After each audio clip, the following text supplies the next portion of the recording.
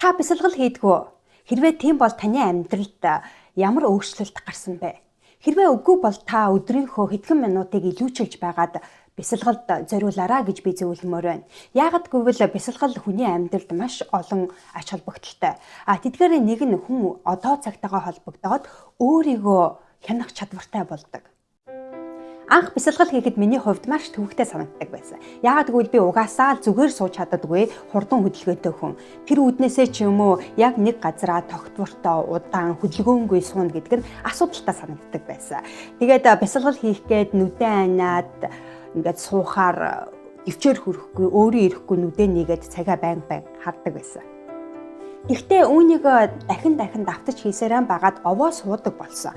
Суудаг болсон ч гэсэн толгойд орж ирэх бодлоод ерөөсөө алга болохгүй байсан.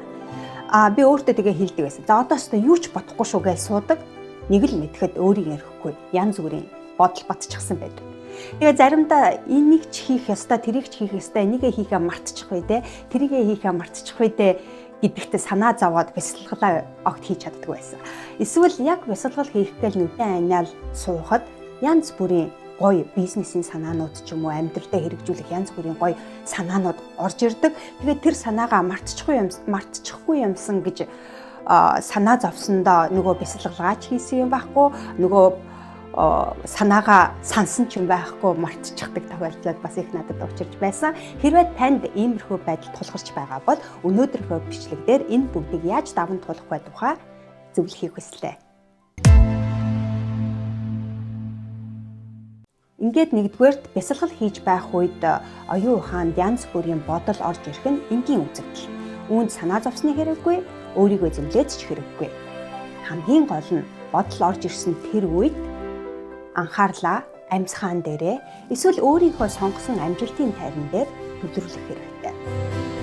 Жишээлбэл та миний амьдрал сайхан байна гэдэг амжилтын тайвныг сонголоо гэж бодъё л доо.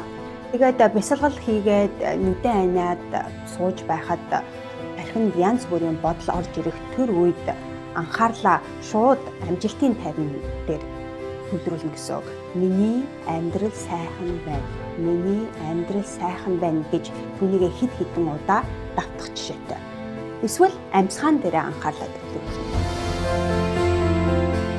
Тэгээд байж байтал дахиад ондоо бодол орж ирнэ. Тэр үед дахиад амжилтынхаа тайвныг хэлдэг ч юм уу эсвэл амьсгаан дээрээ анхаарлаа төвлөрүүлнэ. Үүнийг бясалгал хийж дуусан дуслаа давтаж болно. Оюун ухаанд ондоо бодол орж ирэх болгонд давтаж хийх хэрэгтэй гэсэн үг. Хамгийн гол нь юу болоод байгаагаа мэдэрч өөрийгөө хянаж чадаж байна гэдэг нь маш чухал.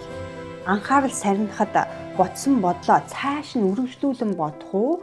Эсвэл анхаарлаа амьсгаан дээрээ төвлөрүүлээд одоо цагтаагаа холбогдох уу гэдгээ хянаж чадаж байна гэдэг нь маш чухал. Хоёрдугаарт бясалгал хийхээс өмнө цаас харандаа аваад хажуудаа тавиад бясалгалаа хийн гэсэн үг.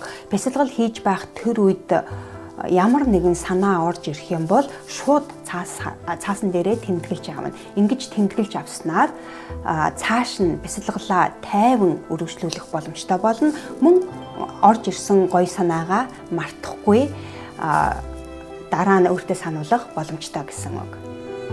Гуравдугаарт бясалгалаа өдөр болгон хийх хэрэгтэй.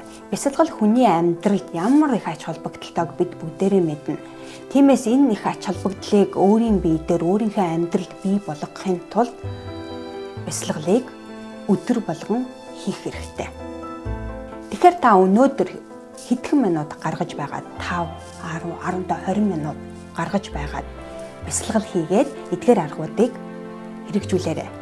Тэгээд юу гэж бодож байгаагаа надтай доор хуваалцаарай. Хүс, хий, хүр. Зөвхөн таны өөрийн хүсэл эрмэлзэл таныг амжилтанд хүргэнэ.